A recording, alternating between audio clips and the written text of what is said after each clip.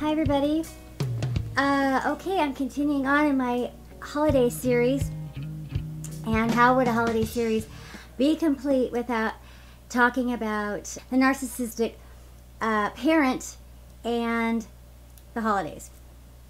I received a question. It was from Linda. It said, "Hi, evening. Thank you for the videos. I wonder if you could talk to me a little bit, answer a question about narcissistic mothers and hoovering." People don't usually talk about hoovering in relationships that are not the romantic relationships, but absolutely this does happen in all narcissistic relationships. And basically what hoovering is, just to kind of refresh anybody's memory if you don't know what it is, it's a term that people in this community have made up to describe a behavior that narcissist or manipulative people will do to basically go in. It's named after the Hoover vacuum. They'll go in and try and suck people back into relationships after a boundary's been set, after the abused person has withdrawn and basically put some distance between themselves and the abuser. Some time will pass, and then the abuser will come in and try and suck them back into the relationship. And they'll use all kinds of different tactics to do this. And that's why the holidays tend to be a really big time for hoovering. And because it's very effective. And also well-meaning people that are in your family and stuff, family and friends, can inadvertently, with all good intentions, tell you, oh, it's the holidays, she's your mom, you really ought to get together, because they don't understand. They don't know what's really going on. And one thing that's very, very painful for those of us that have had these kinds of relationships is that mostly advice that comes from other people really has to just be disregarded. It's mostly useless, and will just end up making us feel bad. And if we really following any mainstream advice, any advice that is good advice in a normal relationship, it's usually a really bad idea. It's not even just not going to work. It usually is going to really backfire and land us in a really dangerous or a painful position. And I have numerous examples of that. Doing things like with my divorce, say, where I was trying to have the fair and amicable divorce, and just got really damaged because of it. So, it wasn't just that it didn't work. It was like, it really set me up for a lot of hardship. But with the holidays and the narcissistic mother, there's going to be some different things going on there. First of all, she's going to be coming into, she's going to care a lot about appearances.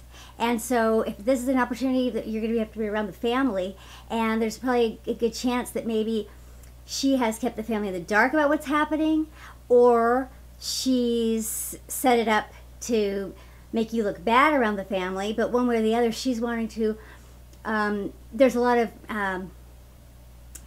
management of perception management, which is a big thing that they do.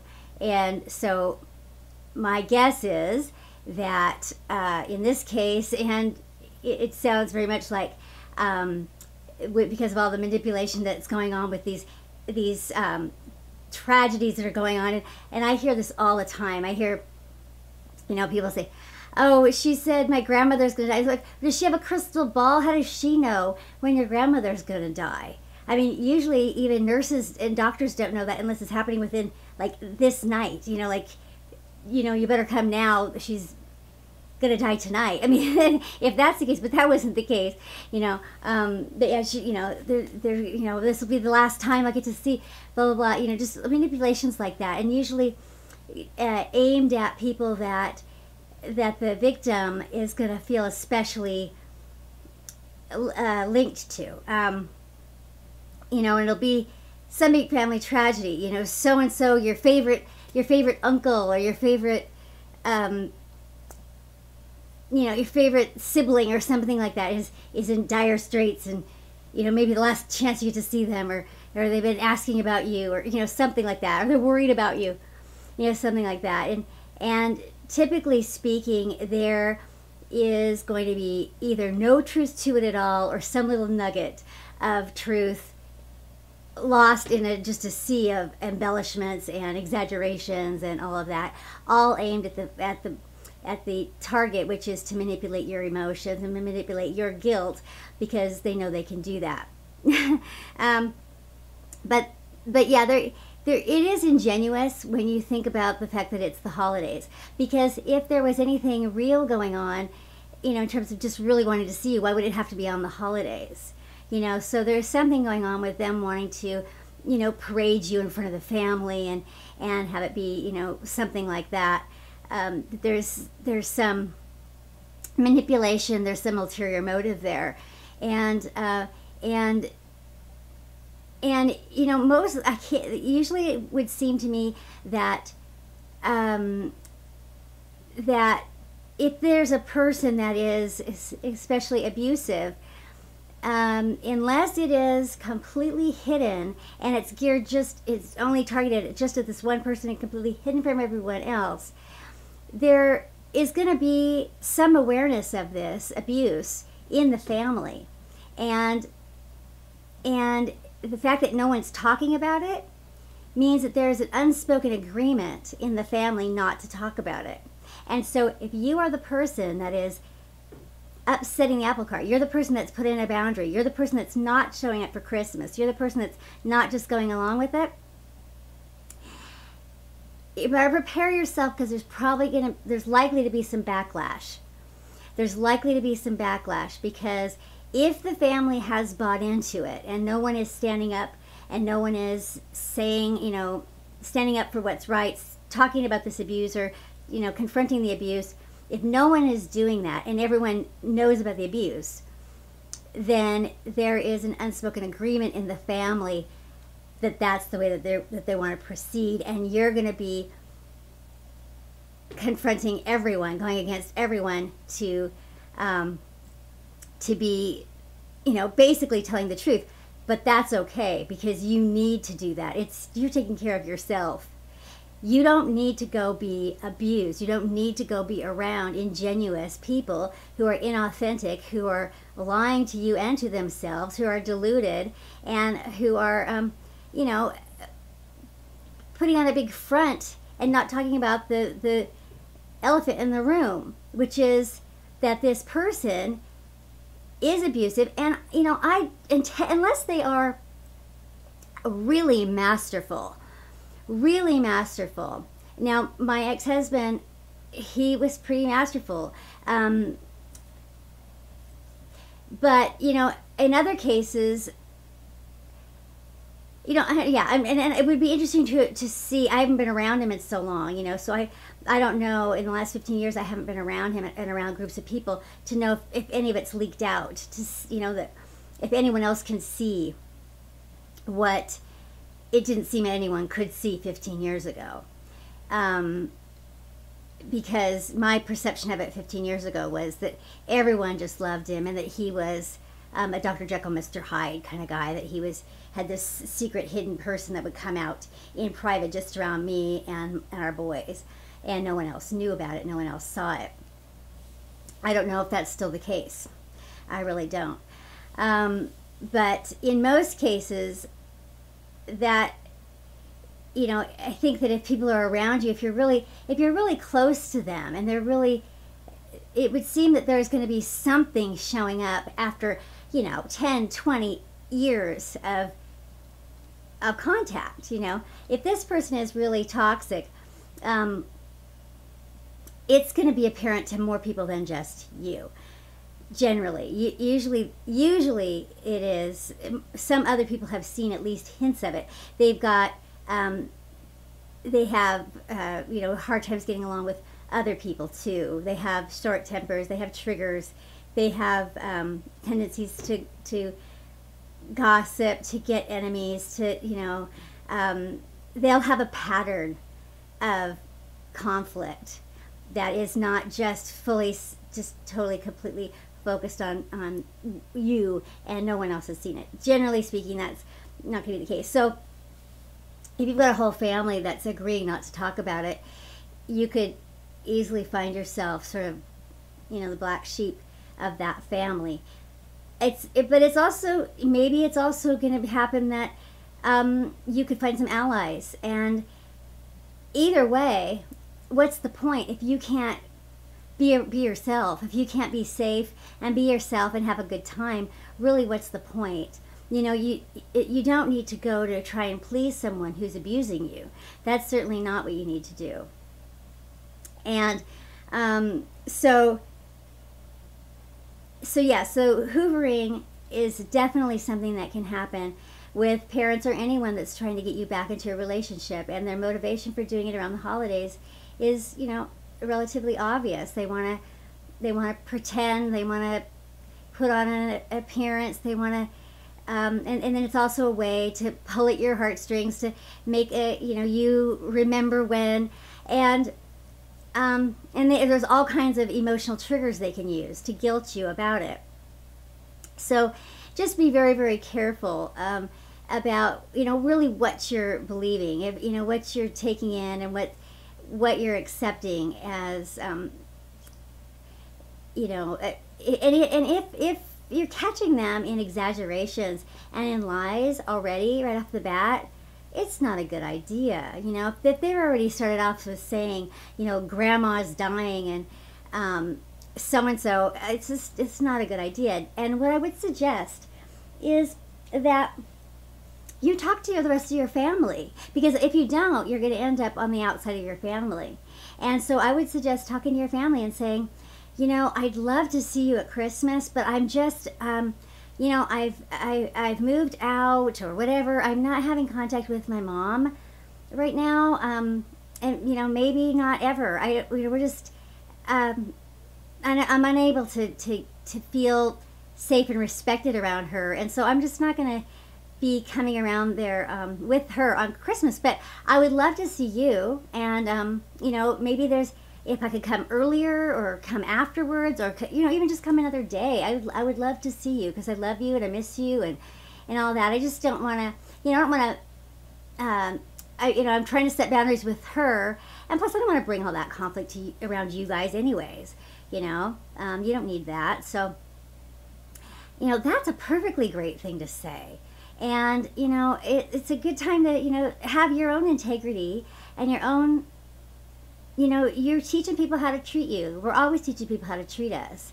And if you are abused and then you've gone in and you set a boundary, then that's really great for you. So don't sabotage the whole thing by then letting them come and hoover you and getting to, manipulate you when it really matters to them.